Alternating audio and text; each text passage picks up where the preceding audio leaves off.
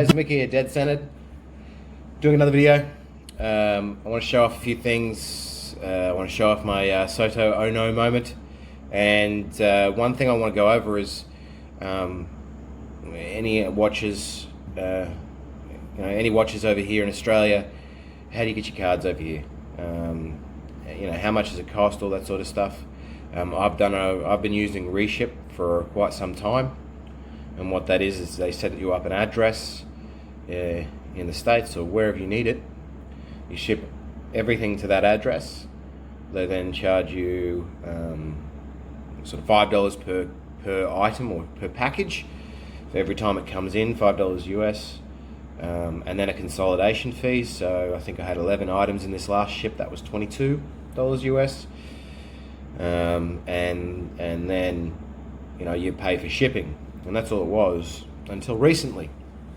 So recently, this last ship, haven't brought it back yet because I'm like, what the hell's going on here? Shipped 11 items, $5 per item. You can figure that out. It's $55 plus a $22 consolidation fee.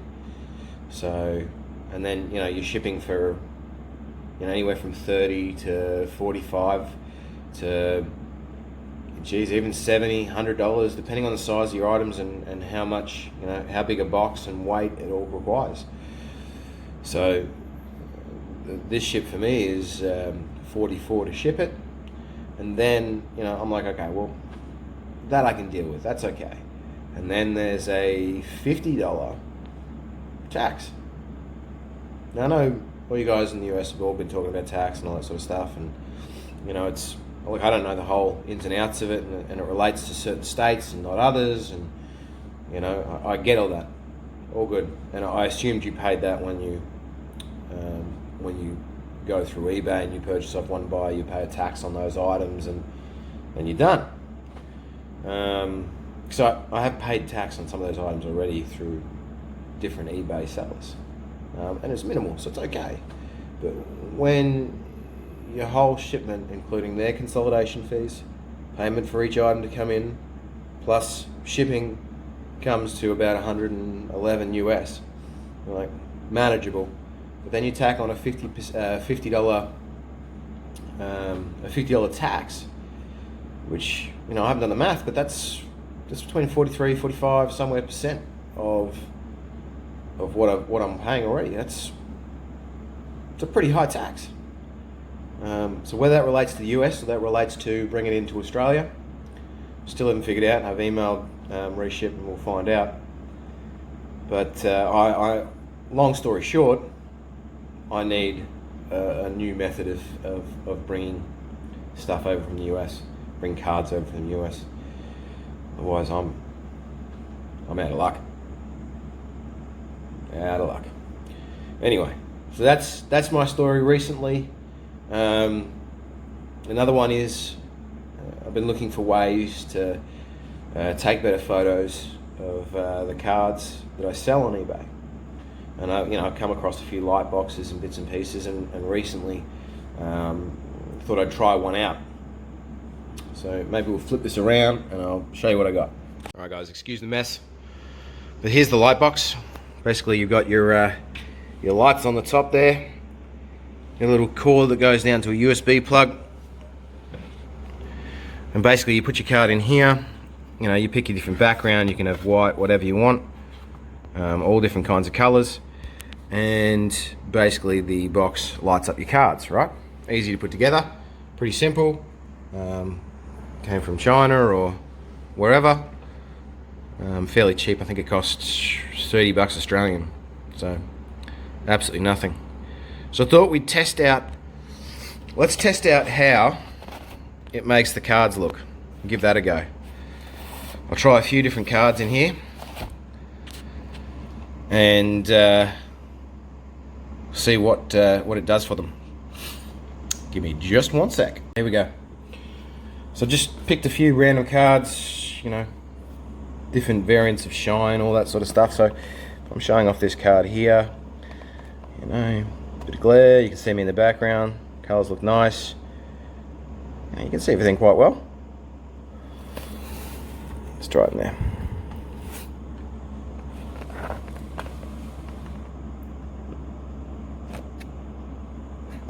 Now I'm probably not getting close up enough up, but I think you can see the difference. Everything's sharp. Let's see if we can zoom in a little bit. Everything's sharp. Card looks good. You know, as long as I stay out of the background, I think you're getting a pretty good shot there. And you know, you can angle it up and down. Probably the downward angle is the one to go for. So who else does this? Who else uses this method on eBay or wherever you sell your cards? I thought it was interesting. I thought it was worth giving it a shot. Gotta be a little bit more gentle. Isn't that nice, Trevor Story?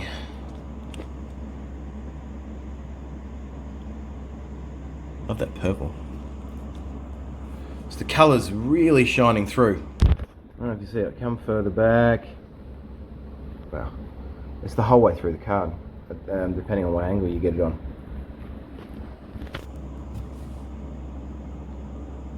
But I'd be pretty happy with that as a photo. So you have to excuse my nasalness. I'm just getting over the flu.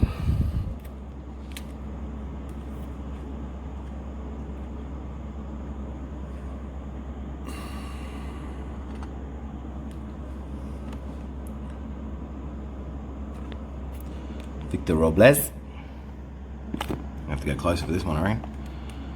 You can see the colours. Cha-ching! That'd be a good photo right there.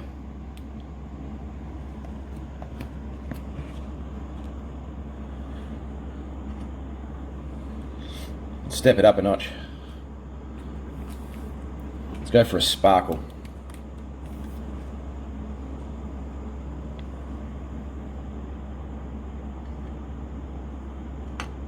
Oh, come on, Nick.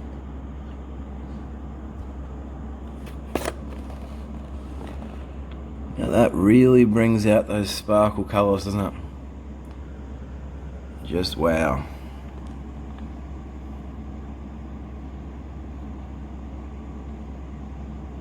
Anyway, so just something I'm trialing, just something I'm playing with. Thought you guys might be interested. Might be interested in just sort of having a look. Last one.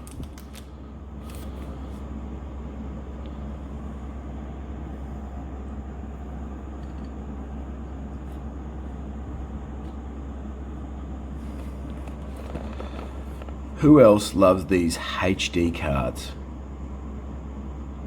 Just wow. Look at that Jock Peterson. I liked this card before, but wow.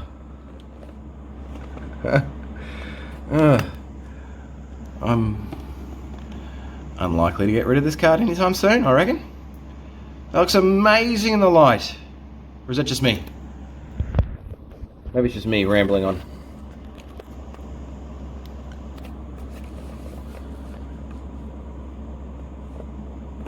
Alright, what we're going to do is we're going to test this bad boy out a bit more. And I'm going to show you some Soto cards and my Oh No Soto moment. Alright, first Soto card. The 2017 Topps Heritage 1 Soto Minor League.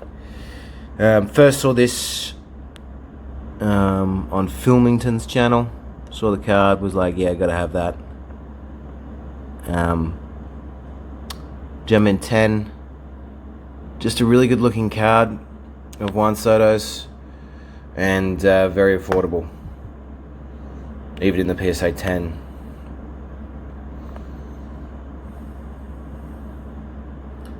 Just love these heritage cards, even the minor leagues.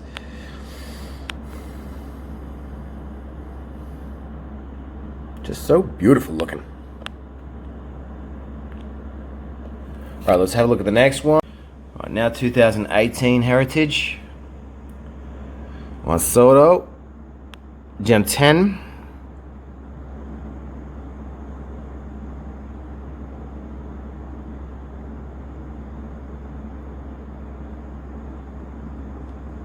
Now for me, this is probably my second favourite rookie card of Soto's. Obviously behind the update US 300, which I think we can all appreciate as Juan Soto's top rookie card of his rookie year. For me, this is his second, but that's, again, my opinion, and shouldn't offend the views of other viewers who think any different. But my second favorite rookie card for Juan Soto is the Heritage. All right, let's do the next card, and I'll show you my Soto Oh No moment. All right, I think we all know what this card is. Being the 2018 Topps update, Juan Soto batting.